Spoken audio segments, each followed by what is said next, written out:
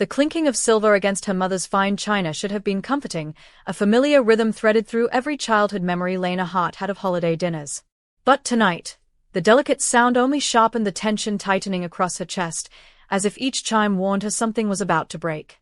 Before I go on, please like this video, subscribe, and tell me where you're watching from. Lena sat stiffly at the long mahogany table, wedged between Ethan Reed, still wearing faint traces of drywall dust on his collar, and her younger sister Chloe, who kept adjusting her designer curls as though the room were a stage built just for her. Across the table, Aunt Carol rambled cheerfully about her recent cruise to the Coral Bay Islands, unaware of the growing storm brewing under the polished surface of the evening. Then suddenly, her mother, Diane Hart, pressed both manicured hands flat against the table's gleaming surface. The room fell silent in a single heartbeat. Even the clinking stopped. Diane's bright, practiced smile returned as she lifted her chin. "Before we have dessert," she announced, "Peter and I have something special to share about Chloe's wedding." A low murmur passed through the relatives. Lena felt the first sting of dread settle beneath her ribs. "You know how much we adore both our daughters," Diane began, a phrase she always used before lowering a blow. "And we believe in supporting their dreams." Lena braced herself. Peter Hart stood beside his wife, shoulders squared like a man preparing for a grand presentation. "After weeks of negotiation, we've secured February 20th at the Silver Ridge Resort for Chloe and Logan's wedding." Gasps and applause rippled around the table. Chloe's face lit up like a spotlight had fallen on her alone. She released a squeal high enough to vibrate the crystal glassware while Logan pumped his fist triumphantly, already imagining the photos he'd post. Lena's fork slipped against her plate. Silver Ridge wasn't just expensive, it was notorious for price tags that belonged in luxury magazines. "A celebrity couple cancelled last minute," Diane continued proudly. "It's a once-in-a-lifetime opportunity. The exposure alone is worth. How exactly are you paying for it?" Lena asked. Her voice was steady, but the room froze as if she'd hurled the words across the table. Diane's smile tightened. "Well, sweetheart, we accessed your trust fund. $48,000. It covered the deposit and most of the remaining costs." The sound in Lena's ears dimmed instantly. Only two words echoed: your trust. Her grandmother's gift. Her future. And they had taken it without a word. "You what?" Lena's voice felt foreign, scraped raw. Peter's expression hardened into the stern paternal mask he used whenever he wanted to make her feel small. "Lena, your mother and I are legal trustees until your 30th birthday. We have every right to make decisions that benefit the family." Before Lena could respond, Ethan lifted his eyes from his untouched plate. His voice came out soft, too soft. "You just admitted to misappropriating your daughter's funds with witnesses present." The effect was instant. The room stiffened. Peter scoffed as his gaze swept over Ethan's worn boots and dust-marked flannel. "Misappropriation? Son, I know you're used to small paychecks and rough work, but this is how responsible parents assist their children. Maybe if you made more, Lena wouldn't need family help." Lena swallowed sharply. "Dad." Logan leaned back in his chair, phone already aimed toward Ethan. "Dude, relax. You gonna sue them? With what lawyer? You don't even exist online. No socials. No LinkedIn. In 2025, if you're not online, you're nobody." Ethan set his glass down with deliberate precision. "You have 72 hours to return every cent," he said quietly. The calm in his voice cut deeper than any shout. "Including interest." Lena stiffened. So did the room. Something irreversible had begun. In the kitchen, the warm scent of roasted turkey and sage greeted Lena, but none of it eased the burn rising in her chest. She braced herself against the counter, fighting the tremor in her hands. Ethan stood near the doorway, his gray eyes studying her with a steady patience that made breathing easier. "Barely. They stole from me," Lena whispered. Saying it aloud felt like swallowing glass. "My grandmother left that money so I could start a life. I turned 30 in 3 weeks. They waited. They planned it." Ethan crossed the small space between them and pulled her into his arms. For a moment she let herself sag into the familiar scent of sawdust and soap. "When I was 16, they made me pay my own tuition while Chloe got a new car," she murmured. "When I was 22, I paid off her credit card debt because Mom said she was fragile. I've always been the fixer. The responsible one."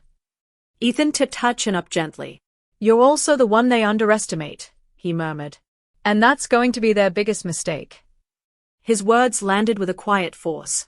But before either of them could speak again, Diane stepped into the doorway, her face cold as polished marble. "Lena," Diane said sharply, "come back to the table. You're embarrassing yourself." Lena straightened, wiping her palms on her dress. "You stole $48,000 from my trust." "Borrowed," Diane corrected. "For family. Chloe needs this wedding." "You're strong. You'll recover. You always do." The familiar patronizing tone struck Lena deeper than any insult. "No," she said firmly. "This is theft." Diane's smile dissolved. "What's your tone?" "After everything we've done for you, name one thing." Lena shut back. Silence fell like a dropped weight. Diane's eyes went cold. "You have until dessert to apologize and return to the table like a grateful daughter. If not, leave." She pivoted and walked away, heels clicking like a countdown. Ethan placed a steadying hand on Lena's shoulder. "We're leaving." Moments later, they stepped back into the dining room, where conversations shrank to whispers. Chloe's carefully crafted tears shimmered. Logan's phone was still recording. Peter refused to meet Lena's eyes. She stopped at the doorway, her voice low but unshakable. "You have 72 hours. Then she turned. The front door closed behind them with a small, final click, one that sounded to Lena like freedom beginning to take shape. The cold air outside hit Lena like a slap, yet somehow it steadied her.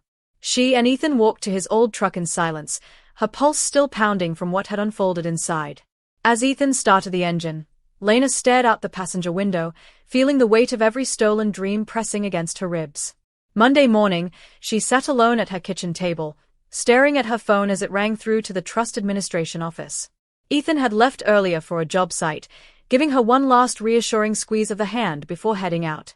"Trust Services, this is Ms. Turner," the voice answered. "How may I assist you?" "This is Lena Hart. My parents withdrew funds from my account without my consent." The line went quiet except for the rapid tapping of keys. Lena's breath hitched. Her apartment felt unusually small. The second-hand couch Ethan reupholstered, the bookshelf they found at an estate sale, the chipped mug beside her cooling coffee, all reminders of the life she'd been building carefully, slowly, honestly. "Ms. Hart," Ms. Turner finally said, "I'm seeing unusual activity. Please hold." Classical music filled the silence. Lena pressed a trembling hand to her forehead. She already knew the answer, but she needed someone in authority to say it. After a long pause, a new voice came on the line, calm, older, deliberate. "Ms. Hart, this is Alan Brooks, Senior Trustee. I need to confirm something with you. Did you verbally authorize a transfer of $48,000 to your sister, Chloe Marie Hart?" Lena closed her eyes, letting her breath out slowly. "No. I never authorized any transfer. I didn't even know she was engaged at the time." Paper rustled through the receiver. "The memo claims you agreed verbally. Dated September 15th. Lena blinked hard. "I was working a double shift that day. I didn't speak to anyone." Alan sighed. "This appears calculated. 3 withdrawals were made over 6 weeks, small enough to avoid triggering alerts. Whoever did this knew our system." The words sank like stones. "Not a mistake. A plan. Send everything to me," Lena said. "Logs. Memos. Proof. Anything with my name on it." "You'll have it shortly," Alan said. "But Ms. Hart, this looks serious. If that memo is forged, we may be dealing with fraud." When she hung up, Lena felt the room tilt. Her grandmother's legacy hadn't been stolen in a moment of desperation. It had been taken piece by piece, quietly, with intent. At 8:47 a.m., Lena stood in a warehouse bathroom stall at work, downloading every file Alan had sent. Her hands shook so hard she nearly dropped her phone. The so-called verbal consent memo was neatly typed on official letterhead, filled with statements Lena had never spoken. At the bottom read, "Recorded by Diane Hart, co-trustee." Lena photographed the document twice, then backed up everything to multiple cloud accounts, her throat tightening with every swipe. Moments later, her phone buzzed with another message, this time from Peter. Subject, reality check. The email was short, cruel, and predictable. "Ungrateful daughters who sue their parents don't remain in wills. We've given you everything. Choose wisely." Lena forwarded it to her private email with a new subject, evidence. She stared at the bathroom stall door, feeling the weight of betrayal press deeper into her bones. They hadn't just stolen her future. They were already preparing to destroy her reputation, her stability, her ability to fight back. But what they didn't understand, what they'd never taken the time to see, was that Lena didn't back down when pushed. She steadied her breathing, wiped her eyes, and headed back to the warehouse floor. The fight had begun. On Tuesday afternoon, Lena's manager, Linda Shaw, called her into her office. Linda normally carried an easy warmth, remembering birthdays, cracking quiet jokes during stressful shifts. But today, her expression was tight with concern. "Lena, I got a strange call yesterday," she began. "A man named Logan Price." Lena felt her stomach clench. "What did he say?" Linda hesitated. "He said your family is worried you're unstable. That you've been harassing your sister. Making threats." The room tilted. "That's a lie," Lena said firmly. "I know," Linda replied. "But he knew things about you, your schedule, your break patterns. Details only family would know." She leaned forward. "Are you okay? Is there something going on at home?" For a moment, Lena considered holding everything in. But she was too tired. Too done. "My parents stole $48,000 from my trust fund," she said. Her voice didn't crack. It was simply truth. "I hired lawyers. Logan is trying to discredit me before I can fight back." Linda exhaled slowly. "Your job is safe. But if he calls again, I have to document it for HR." "Document everything," Lena repeated. "I am." As she left the office, she felt the strange mixture of fear and resolve settle into her ribs. They were trying to corner her. They were about to learn she didn't break that easily. That night, Lena sat alone at her kitchen table staring at her savings account, her house fund. Every dollar in it had been earned the hard way. Extra shifts, missed outings, years of choosing practicality over pleasure. The total stared back at her, $8,216. It wasn't much, but it was something. Lena transferred $8,000 into her checking account before she could reconsider. She opened her laptop and searched, Forensic Accountant Trust Fraud. The first name, Brian Scott, had a simple, plain website. No flashy claims, just 30 years of experience tracing financial deception. The second name, Attorney Laura Green, showed a woman in her 60s with steel gray hair and courtroom confidence radiating from her photo. Lena emailed both of them everything she had. The memo, the logs, Peter's email, her suspicions, her fear. By Wednesday morning, both replied. Each required a $4,000 retainer. Lena sent the payments without hesitation, her hands steadier than they'd been in days. This wasn't about a distant future anymore. This wasn't about a house one day, maybe. This was survival. This was reclaiming what was hers. As the confirmation emails arrived, Lena felt something settle inside her. Not relief, not yet, but the first hint of power returning to her chest. On Wednesday afternoon, Lena's phone rang with an unfamiliar number. She stepped outside onto the loading dock to answer it, letting the cool air settle her nerves. "Ms. Hart? This is Laura Green." Her voice carried a confidence that felt like a rope tossed to someone trapped in deep water. "I've reviewed the documents you sent. The forged memo is sloppy work, wrong notary stamp, mismatched dates, inconsistent formatting. Whoever created it didn't anticipate scrutiny." Lena swallowed hard. "So what happens now?" Laura didn't hesitate. "I'm drafting a formal demand letter requesting immediate restitution. It will be sent certified mail today. Your parents will receive it by tomorrow morning. After that, we watch how they respond." Lena leaned against the brick wall, her pulse racing. "They'll fight. They always do." "Then we prepare," Laura said. "Your case is strong, but I need you to do something for me." "What?" "Do not engage with them anymore. Not by text. Not by phone. Not even through your sister's social media. Every word they use against you must come from their mouths, not yours." Lena let out a shaky breath. "Okay." "One last thing," Laura added gently. "You're not overreacting. This is real fraud. And you're standing up exactly how you should." For the first time all week, Lena felt seen. Thursday morning, Lena woke to 3 missed calls from her father. She let them go to voicemail. The 4th call came through as she was making coffee, the mug trembling in her hand. She pressed play. Peter's voice blasted through, furious, sharp-edged, wounded. "How dare you send lawyers after your own parents? You want to destroy this family over money? We will destroy you first, Lena." Everyone will know what kind of daughter you really are. Her stomach tightened, but she saved the message and moved it into her growing evidence folder. She wasn't giving them the satisfaction of a reaction. That evening, the family group chat erupted. Logan had posted a photo of Ethan's rusted pickup truck parked next to his leased luxury sedan. The caption read, "Maybe if your boyfriend worked harder, you wouldn't need to sue your own parents." The comments rolled in instantly. "So sad when jealousy tears families apart. We always knew she was ungrateful. Poor Chloe, she deserves better." Lena stared at the screen, feeling not shame, but a deep, burning anger on Ethan's behalf. Logan thought he was making them look small. He had no idea the man he mocked could buy and sell this entire club of relatives. Twice over. Lena screenshotted everything, every comment, every emoji. Evidence. On Saturday morning, Lena's phone vibrated non-stop, buzzing across her nightstand like a trapped insect. Notifications stacked faster than she could open them. Instagram tags. Voicemails. Dozens of messages from relatives. Her stomach knotted. Chloe had posted something, of course she had. Lena opened the video with shaking hands. Chloe sat in soft morning light, curled hair framing her face perfectly. Her eyes glistened with well-practiced vulnerability. "I don't usually talk about family stuff," she whispered to the camera, voice trembling. "But someone close to me is trying to sabotage my wedding. Someone who's supposed to love me." Lena froze. "They're suing my parents," Chloe continued, wiping a fake tear. "Over money. Over my dream day. I don't want to name her because I'm not that kind of person, but the jealousy, the cruelty. I just can't understand it." 12,000 views.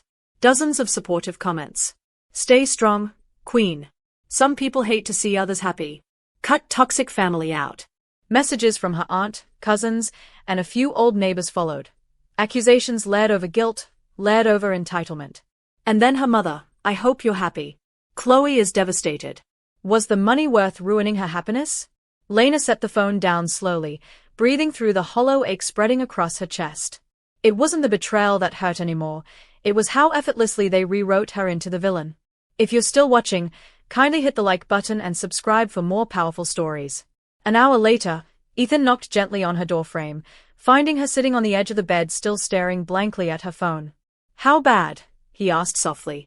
Lena handed him the phone without speaking. Ethan watched every second of Chloe's video, read each hateful message, scrolled through the flood of commentary.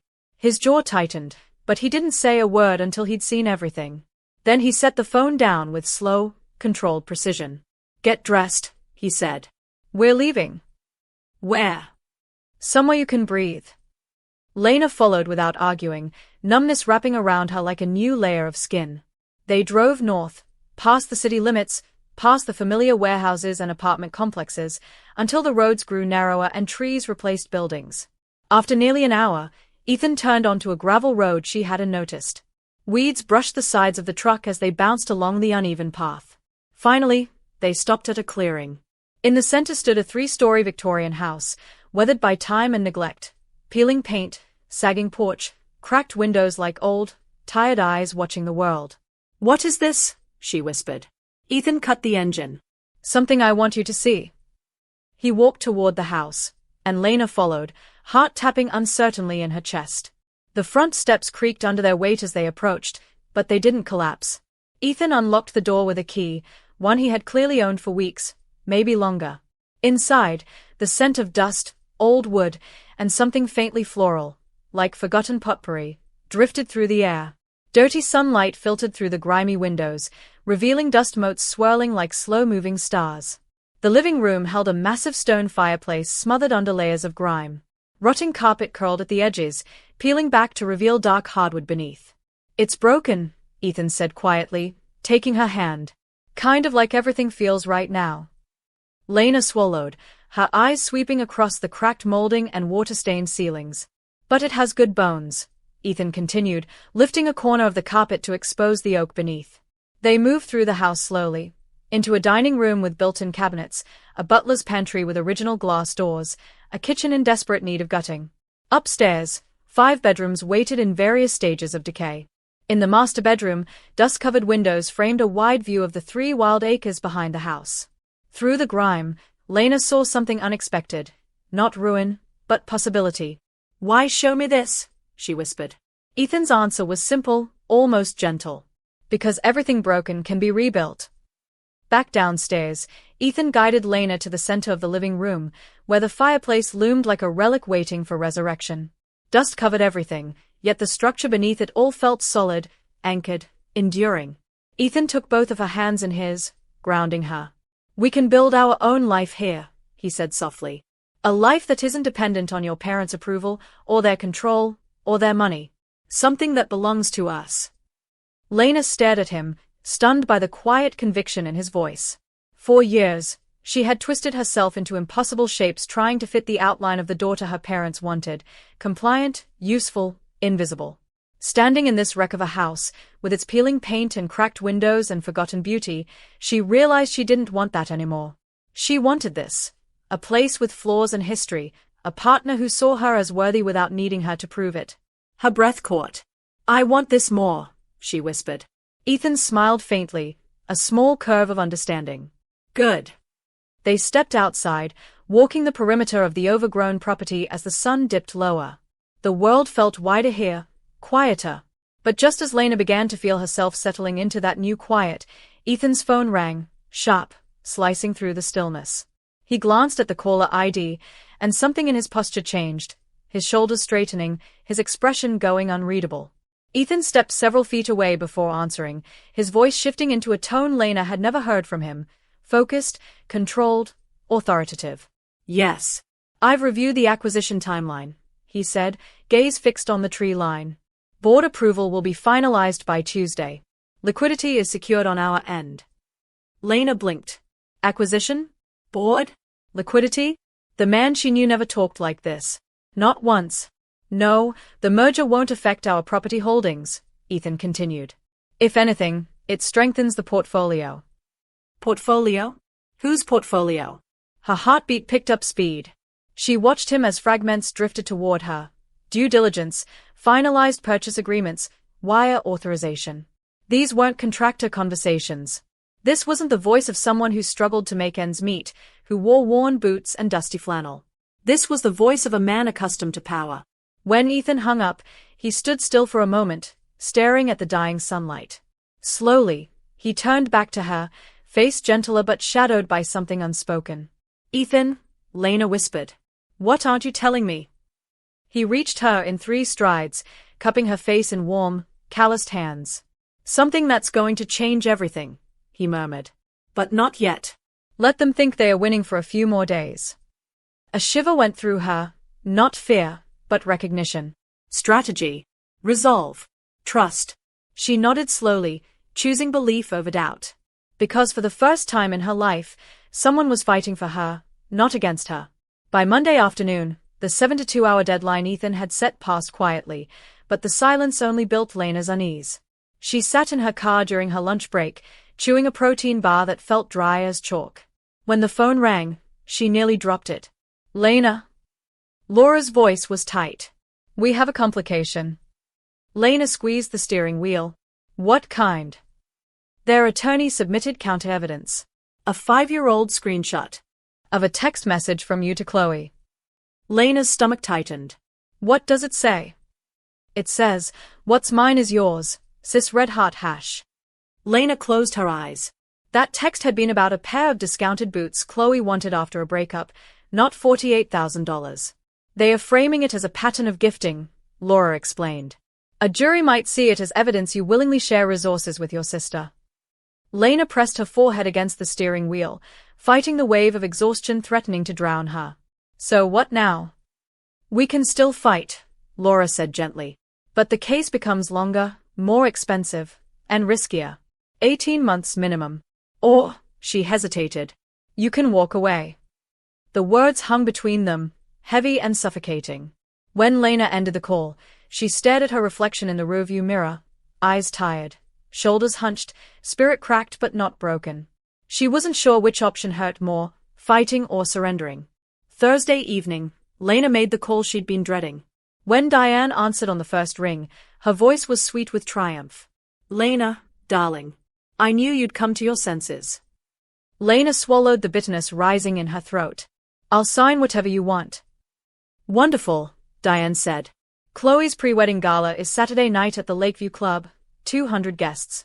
It would mean the world if you attended, stood beside your sister, and showed everyone our family is united again. Lena froze. You want me to sign the waiver there? In front of everyone? Diane feigned innocence. It's not about humiliation, dear. It's about healing. About showing grace. Ethan sat beside Lena on the couch, listening quietly, his expression unreadable. Diane continued, wear something elegant. Your sister deserves a beautiful night. Fine, Lena whispered. When the call ended, she stared at her hands. I gave up, she murmured. I let them win. Ethan reached for her hand, giving it a firm squeeze. You didn't give up, he said softly. You stepped exactly where they wanted you to, and that's the only way they'll see what's coming.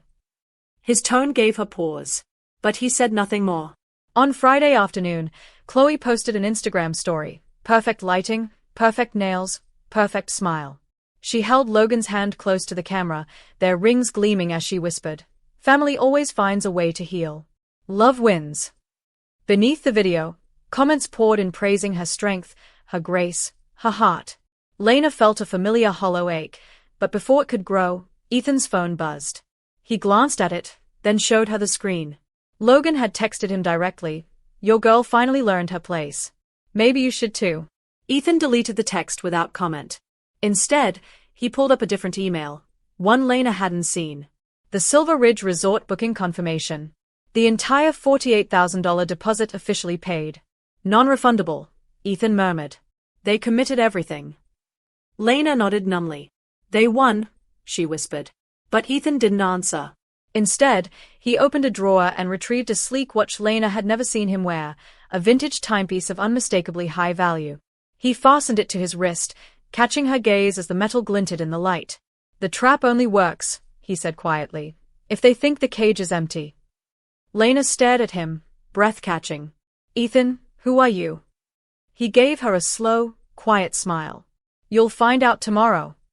Saturday evening, the Lakeview Club glittered like a palace carved from glass and warm light. Chandeliers sparkled overhead, casting gold across gowns and tuxedos as 200 guests mingled beneath swan-shaped ice sculptures and towering floral arrangements. Lena stood near the back wall in a simple black dress that felt more like armor than clothing. Her purse, holding the waiver she was expected to sign, rested on a nearby chair. Ethan stood beside her, transformed. His dusty flannel replaced with a perfectly tailored charcoal suit, his posture quiet yet commanding, his presence drawing subtle glances from nearby guests. Chloe stepped on stage in an ivory designer dress, her smile dazzling. Thank you all for joining us tonight, she beamed into the microphone.